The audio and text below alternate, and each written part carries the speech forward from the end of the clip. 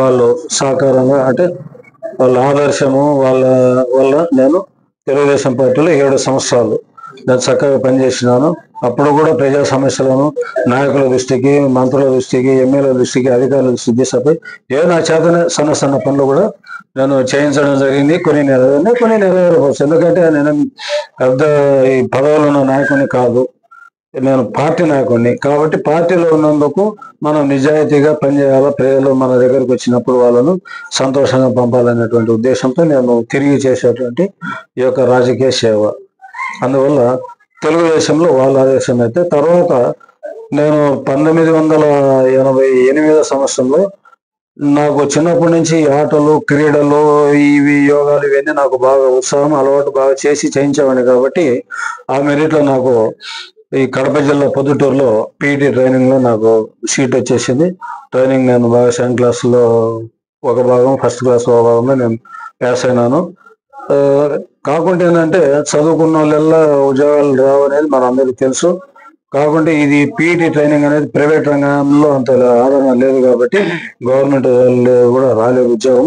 అయినా కూడా నేను నిరుత్సాహపడకుండా మా తల్లిదండ్రుల సహకారంతో, కొంతమంది మంచి స్నేహితుల వ్యక్తులతో, నాకు ముఖ్యంగా నాకు బాగా సలహాలు ఇచ్చేదానికి నా చిన్ననాటి స్నేహితులు చిలకపల్లి వెంకటరామయ్య, వారు ఇప్పుడు ప్రస్తుతం అమెరికాలో ఉన్నారు. ఆయన డిఫెన్స్ లో, రైల్వేలో మంచి ఆఫీసర్ ఉద్యోగాలు చేసి రిటైర్డ్ అయినాడు. ఆయన ఎప్పటి నుంచి నాకు సలహాలు, సంప్రదింపులు.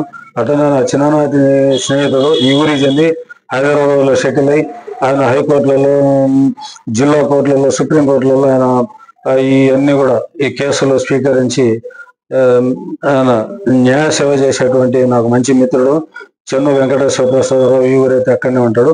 ఆయన కూడా నాకు అన్ని అంశాల్లో, అన్ని విషయాల్లో కూడా జాగ్రత్తలు చెప్పడం కానీ, మంచి విషయాలు, సలహాలు చెప్పడం చేస్తున్నాడు. కాబట్టి ఈ మొత్తం సర్వీస్ లో కూడా నాకు స్నేహిత పరంగా వీళ్ళిద్దరూ, తిలకపల్లి వెంకటరామయ్య గారు, చెన్ను శివప్రసాదరావు ఇద్దరు కూడా నాకు ఏ సందర్భంలో ఏ టైంలోనైనా నాకు అన్ని ఒక మంచి సలహాలు ఇస్తూ ధైర్యాన్ని చెప్తూ ముందుకు నడిపించే స్నేహితులు. తర్వాత నేను పొద్దుటూరు నుంచి ట్రైనింగ్ చేసి 89 టైంలో ఇక్కడ జనరల్ ఎలక్షన్లు వచ్చినాయి.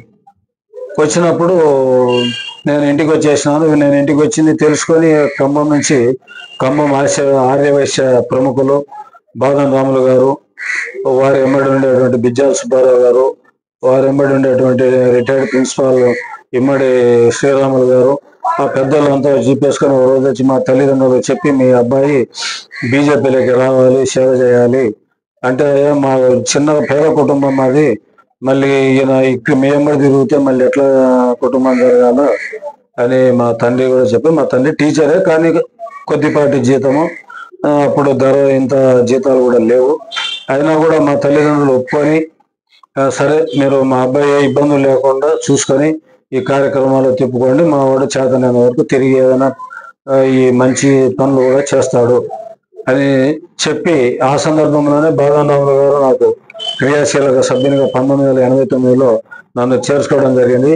ఆ రోజు నుంచి నేను ఈ రోజు వరకు ఎన్నిక తిరిగి పార్టీలో ఎన్నో ఒడుదుడుకులు వస్తుంటాయి. పనిచేసే వాళ్ళని ఒక సందర్భంలో గుర్తించడం, నాలాంటి వాళ్ళను ఈ వస్తుంటాయి కొద్దిగా. ఇప్పుడు మన రాష్ట్రంలో కూడా ఏంటంటే ఇప్పుడిప్పుడే ఈ భారతీయ జనతా పార్టీ పికప్ లేక వస్తున్నది. అదృష్టం ఏంటంటే ఇక్కడ చంద్రబాబు నాయుడు గారి నాయకత్వంలో, అక్కడి నుంచి పవన్ కళ్యాణ్ గారి నాయకత్వంలో, పురంధేశ్వరి నాయకత్వంలో, ఈ ముగ్గురు అగ్ర నాయకుల యొక్క నాయకత్వంలో ఈ రాష్ట్రము ఉమ్మడి ప్రభుత్వంగా, ఎన్డీఏ కూటమి ప్రభుత్వంగా ముందుకు సాగుతుంది. ఈ ప్రభుత్వము 5 సంవత్సరాలు అన్ని వర్గాల ప్రజలను దృష్టిలో పెట్టుకొని మంచి పథకాలు ప్రవేశపెట్టి అన్ని వర్గాల ప్రజలకు మేలు చేస్తారనేది కూడా నాకు మనసులో ఒక మంచి నమ్మకము, ధైర్యం ఉంది.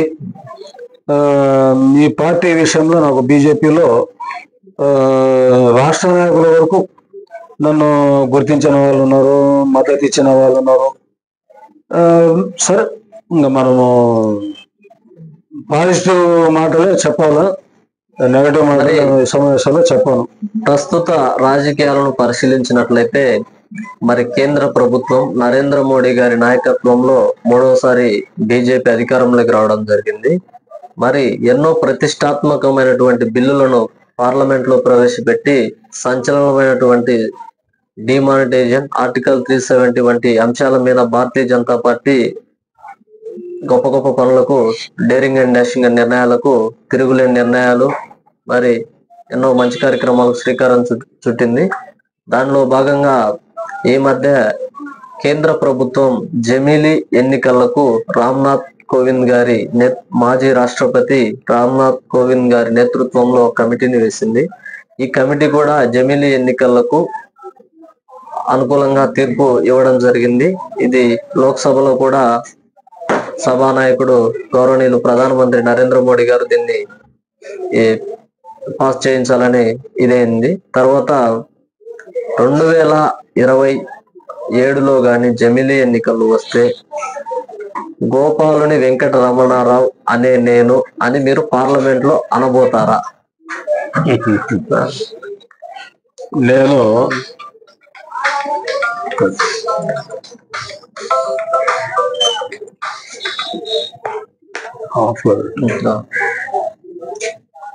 నా ఉద్దేశం ఏంటంటే, నేను ఆర్థికంగా పేదవాడిని, కులపరంగా పేదవాడిని. అంటే మాది బ్రాహ్మణ కుటుంబం, కులపరంగా బలహీనమే, ఆర్థికంగా బలహీనమే. నా బలం అంతా ఏంటంటే దైవబలమే. నేను ఎప్పుడు కూడా నిరంతరం దేవుడిని నమ్ముకుంటా.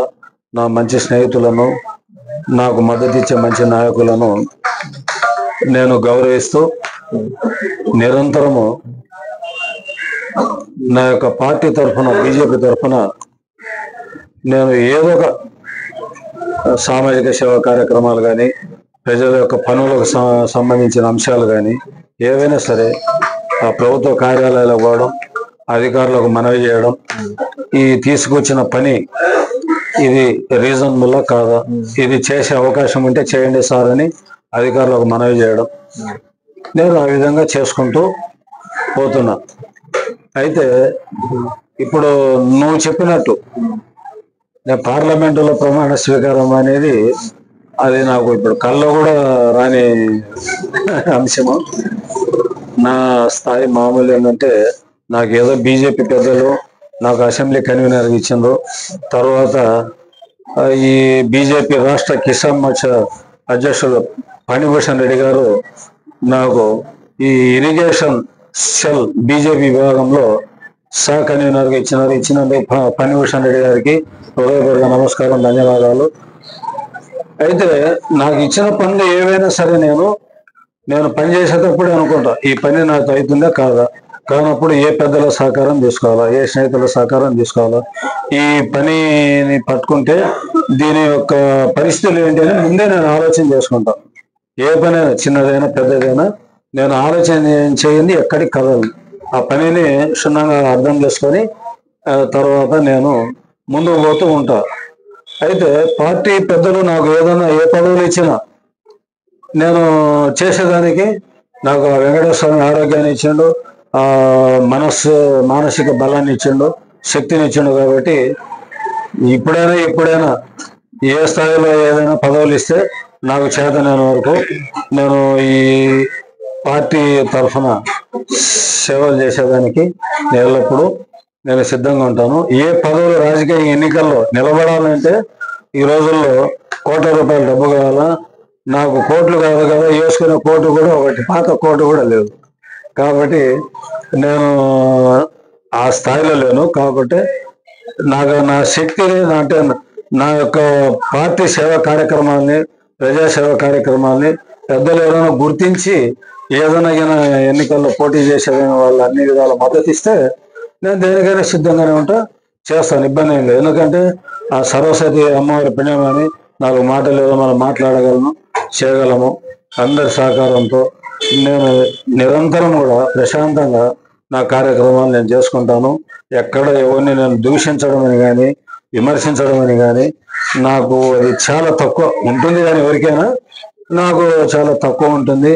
నేను అందరినీ కూడా, ఏ పార్టీ వ్యక్తులైనా కూడా నేను ఒక కుటుంబ సభ్యులుగా భావించానే కానీ నేను వాళ్ళను వేరే విధంగా చూడడం అనేది ఉండదు.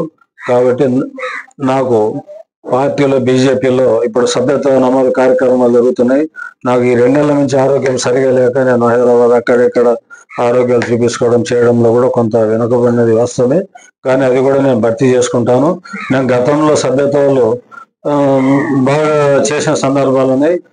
ప్రతిసారి ఎప్పుడు కూడా ఇన్ని సంవత్సరాల నుంచి కూడా 89 నుంచి ఈ రోజు వరకు కూడా భారతీయ జనతా పార్టీ నాయకుల ఆహ్వానం ఫోన్ ద్వారా కానీ, కార్డుల ద్వారా కానీ, వ్యక్తుల ద్వారా కానీ సమాచారం పంపిస్తే ఆ సమావేశాలు ఒంగోలు కానీ, గుంటూరు కానీ, హైదరాబాద్ కానీ ఎక్కడైనా సరే అన్ని కార్యక్రమాల్లో నేను నా సొంత ఖర్చులతో పాల్గొని నేను అప్పు చేసుకునైనా సరే ఆ మీటింగ్ లో పాల్గొని తర్వాత అక్కడ వాళ్ళు ఏం చెప్పిందో మనం ఏం చేయాలనే కార్యక్రమాలు కూడా ఇక్కడ ఈ మండలంలో ఆ కార్యక్రమాలు పార్టీ పరంగా నెరవేరుస్తూ నిరంతరం నేను ఇక్కడ మన ఈ ప్రజలకు కూడా అందుబాటులో ఉన్నాను. మరి అర్ధవీడు అంటే ముస్లింలు ఎక్కువగా ఉండే ప్రాంతం. ఒక విధంగా చెప్పాలి అంటే ముస్లింల అడ్డా అని కూడా చెప్పుకుంటారు. మరి మీరేమో సామాజిక వర్గం పరంగా చాలా తక్కువ, బ్రాహ్మణ సామాజిక వర్గం. మరి మీరు తీసుకున్నదేమో, మీరు ఎంచుకున్న పార్టీ మరి బీజేపీ. మరి ఈ రెండిని ఎలా బ్యాలెన్స్ చేయగలుగుతున్నారు? ఇది కూడా మంచి ప్రశ్న. నా వ్యక్తిగత మనస్తత్వం ఏంటంటే చిన్నప్పటి నుంచి కూడా నా వెంబడి ముస్లింలు, క్రిస్టియన్లు కానీ ఎవరైనా సరే స్నేహితులు మేము అందరం బాగా మాట్లాడుకుంటూ ఎంతో ఉండేవాళ్ళము. ఆ వాతావరణంలో పెరిగిన ఈ ఊర్లో ముస్లింలు ఎక్కువ మంది ఉన్నా కూడా వాళ్ళు మమ్మల్ని చాలా గౌరవంగా చూసుకుంటారు. ఎలాంటి విభేదాలు కానీ, కొట్లాటలు కానీ లేవు. ఊర్లో గ్రామం అన్నాక సన్న తగలాటలు పేజీలు వస్తే ఆ ఇబ్బందులు ఏముండవు. ఊర్లో అందరూ కలిసి పరిష్కారం చేసుకుంటారు. ఇక్కడ హిందువులైనా, ముస్లింలైనా భాయిగానే ఉన్నారు. ఇతర కొన్ని ప్రాంతాల్లో అంటే అక్కడ అనేక కారణాలతో అక్కడ ఆ మత కలహాలు జరగవచ్చు, అది వేరే విషయం. ఇక్కడ వరకు మటుకు అందరము మన ప్రాంతంలో అందరూ కలిసిమెలిసి ఒకరికొకరు సాయం చేసుకుంటూ ఉండడం జరిగింది. అయితే ఇక్కడ నేను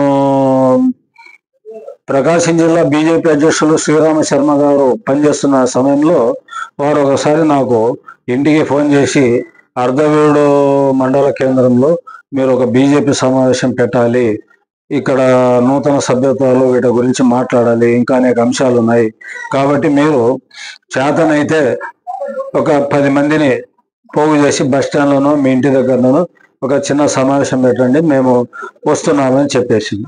సరే సార్ అని నేను చెప్పి ఫోన్ పెట్టేసి తర్వాత బస్ స్టాండ్కి వచ్చినాను. నేను స్నేహితులందరికీ చెప్పినాను.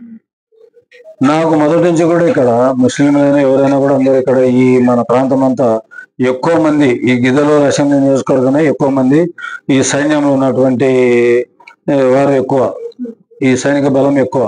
అంటే పనిచేస్తున్న వాళ్ళు, రిటైర్డ్ అయిన వాళ్ళు అందరూ మన ప్రాంతంలో చాలా మంది ఉన్నారు. మళ్ళీ ఇన్ని ఉన్నప్పటికీ కూడా ఆ సమావేశం నేను శ్రీరామ శర్మ గారు వచ్చిన తర్వాత సమావేశం పెడితే 250 మంది పైన కార్యకర్తలు అందరూ వచ్చినారు. వాళ్ళల్లో 60% ముస్లింలే ఉన్నారు. వాళ్ళంతా కూడా ఉద్యోగాలు చేసేవాళ్ళు, చేసిన రిటైర్డ్ అయిన వాళ్ళు అందరూ కూడా ఏంటంటే నేను చెప్పగానే నా మీద అభిమానంతో వచ్చినారు. తర్వాత ముస్లింలు కూడా బీజేపీలో కూడా పార్టీని అభిమానించి చేరిన వాళ్ళు ఉన్నారు. అవి ఇంకా కొనసాగుతున్నాయి. ఈ బీజేపీ ముస్లింలకు వ్యతిరేకం కాదు, క్రిస్టియన్లకు వ్యతిరేకం కాదు, హిందువులకు వ్యతిరేకం కాదు, ఎవరికి వ్యతిరేకం కాదు. ఇది ఒక రాజకీయ పార్టీ. బీజేపీ ఎవరిని వ్యతిరేకిస్తుంది అంటే ఈ దేశం నుండి దేశానికి ఇబ్బంది కలిగించే వాళ్ళని వ్యతిరేకిస్తుంది. కాబట్టి అలాంటి ఏం లేవు, ఇక్కడ అందరూ ఒకటే. ఇది అర్ధవీడు అంటే నల్లమల్ల ప్రాంతం. ఈ ప్రాంతంలో గతంలో